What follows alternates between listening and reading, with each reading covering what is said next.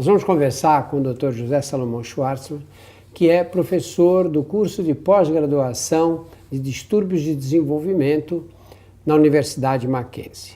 O Dr. Salomão é reconhecidamente uma das maiores autoridades nessa área, e especialmente na área do autismo.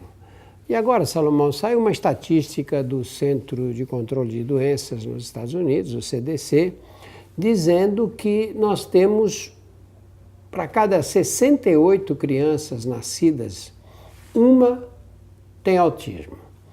Eu lembro que isso, muitos anos atrás, era um caso de autismo para cada 20 mil crianças. Esse número foi diminuindo gradativamente. E chegamos aí a 1% das crianças. Agora, menos do que 1%, o que está acontecendo? O número de casos está aumentando ou essas contagens é que estão com vieses estatísticos? Drauzio, eu acho que tem algumas coisas acontecendo, né? Uma é que há uma consciência maior a respeito dessa condição. Então, isso antigamente era olhado como algo extremamente raro. Você conversava com pediatras que te diziam que nunca haviam visto um autista na vida. Você não tinha centros de referência para isso em nenhum lugar do mundo. E à medida que isso foi sendo mais conhecido, obviamente começou a ser mais diagnosticado. Uma outra coisa que está acontecendo é que o conceito de autismo ele foi descrito em 1943. Ele era uma coisa muito limitada. Os casos eram muito característicos. E o conceito veio sendo cada vez ampliado. Então, o que eu acho que está acontecendo? Cada vez mais você começa a identificar pessoas que não necessariamente têm uma doença e entram com o rótulo de autismo, de alto funcionamento.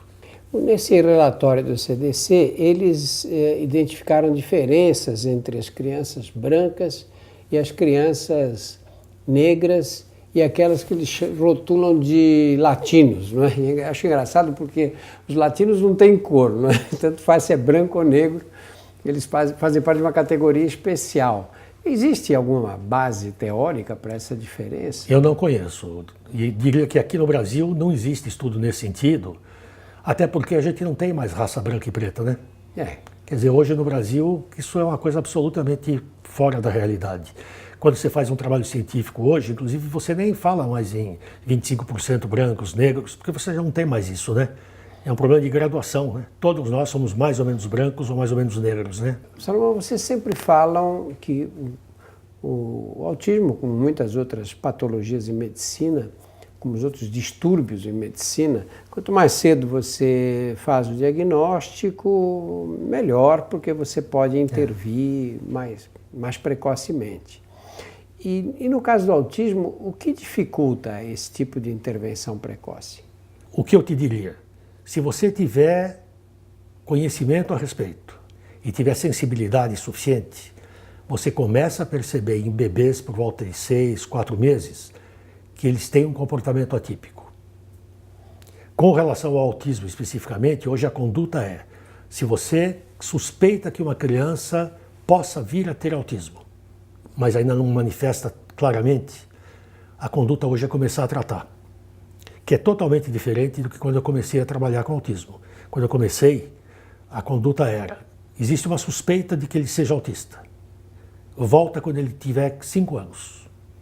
Aos 5 anos eu já posso dizer se ele é ou não e começo o tratamento. Coisa que não tem sentido. E vamos lembrar os primeiros sinais de alerta, aqueles comportamentos que a mãe olha e fala, tem alguma coisa esquisita com essa criança.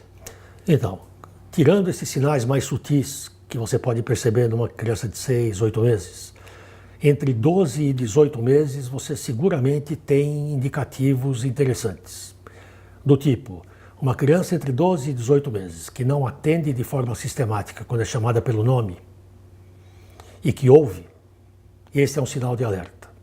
Não necessariamente de autismo, mas de um desenvolvimento atípico. Uma criança dessa idade que não aponta, não para pedir uma coisa, mas para compartilhar atenção com você, do tipo, olha o passarinho, ou você fala assim, olha o avião, e ele acompanha, ou você mostra uma coisa e diz, olha o boneco, é suspeito de que alguma coisa está errada.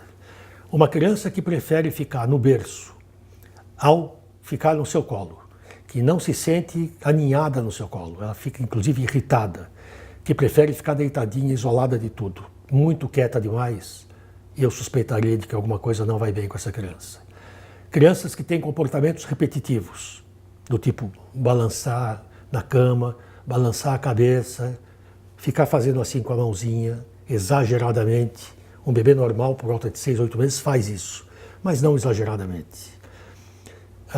Comportamentos muito repetitivos e sem um propósito definido. Por exemplo? Uma criança de 18 meses que brinca com carrinho, mas em vez de fazer isso com o carrinho, ele vira e fica rodando a roda. Ou ele coloca um na frente do outro, ou ele pega uma caixa cheia de carrinho e começa a organizar os verdes, os vermelhos, os azuis. Ou seja, ele não brinca, ele organiza as coisas.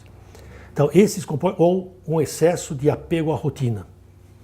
Crianças que, por exemplo, você costuma levá-la de carro, de casa até a escola, e um dia você tem que mudar o trajeto porque a rua está consertando, ou seja, ele entra numa crise terrível de birra, porque ele não admite que você possa mudar. E na criança pequena, um sinal de alerta é uma seletividade muito exagerada com relação à comida. Crianças que só comem pastoso, numa idade em que já deveriam comer sólido. E que comendo sólido, só comem determinadas coisas, às vezes até colocadas do mesmo jeito no prato. Agora, é estranho um distúrbio em que você tem uma variabilidade tão grande de apresentações, não é? Você tem desde a criança que fica parada na frente da parede, balançando, que não fala uma palavra, até outros com alto desempenho intelectual em determinadas áreas. Então, Drauzio, mas todos têm comprometimento nas 3 áreas. Todos têm na comunicação, no comportamento e na interação social. Só que se você imaginar que o sujeito tem um pouco de cada, é compatível com uma vida, vamos chamar de normal, né? Você não tem que ser exuberante do ponto de vista social, você não tem que ser um Rui Barbosa da comunicação, e você toca a tua vida. Então, eu acho que uma das coisas que define o que é característica própria do indivíduo e um transtorno é o grau de comprometimento adaptativo que aquilo traz ao indivíduo. Salomão, você fala sempre no diagnóstico precoce e no tratamento precoce. Só que o autismo, por ser uma deficiência que atinge circuitos de neurônios que você não pode consertar, não é? Por que a importância do tratamento precoce? Por que é tão defendido assim? Porque as pessoas podem dizer, bom, mas isso não vai curar mesmo. Não vai curar mesmo, né? Isso a gente deixa claro para as famílias que, por mais que você trate, se ele for um sujeito autista, ele vai ser autista o resto da vida. Mas todos os indicativos são de que o tratamento minimiza os danos. Todos. Agora, esse tratamento envolve equipes multidisciplinares, não é? Como é que nós estamos no Brasil nessa área para aqueles que não têm condição financeira? Muito mal. Estamos muito mal, Drauzio. Quer dizer, a rede pública hoje oferece muito pouco para esse tipo de indivíduo. Os CAPS são locais de tratamento, mas eles tratam por muito pouco tempo por semana, porque tem muita procura frequentemente com a criança em grupo. Então, eles não seguem a conduta que hoje no mundo é considerada melhor, que é o tratamento com terapias comportamentais e foniatras. O Estado, neste momento, não tem capacidade de fazer isso. E você acha que isso vai ter solução um dia? Ou vai ter um encaminhamento essa questão, pelo menos, pelo serviço público? Drauzio, o Ministério da Saúde está publicando as diretrizes para o atendimento de crianças com autismo na rede pública. Eu participei de algumas reuniões. No papel, o planejamento está estruturado. Se você me perguntar se isso vai funcionar, eu não sei. Mas pelo menos as coisas estão começando a mudar. No final de 2012, a presidente Dilma assinou a lei que, pela primeira vez, reconhece que autismo é uma deficiência. Até então, pais de crianças autistas não tinham nenhuma ajuda, porque o Estado não os considerava deficientes. E eles não entravam na cota, em termos de funcionamento, de trabalhar numa empresa, etc. Isso é de 2012, quer dizer, ultra recente, né? Mas eu acho que o Estado agora está começando a olhar para essa população enorme, né? Que está por aí. E nós temos médicos treinados para atuar nessa área? Poucos. Muito poucos. Isso a gente vê frequentemente nesses cursos que se faz por aí. O número de médicos pediatras que vem é irrisório. Quem vem são psicólogos, fisioterapeutas, fonoaudiólogos, pedagogos, mas dificilmente você tem médicos na plateia. Então não há interesse realmente, aparentemente.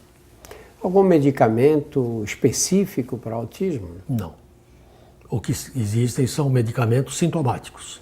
Não há remédio para o autismo. E você vê alguma saída nessa área medicamentosa? Eu acho. No futuro? Autismo hoje, Drauzio, é provavelmente a condição neuropsiquiátrica que tem mais investimento. São gastos milhões de dólares por ano por laboratórios de pesquisa, por laboratórios farmacêuticos. Eu acho que sim. Há muito estudo em andamento no momento, há algumas coisas interessantes já produzindo resultado em animais. Eu acho que a gente vai ter, não a cura como algumas pessoas estão apregoando, mas uma melhora substancial, eu acredito que sim.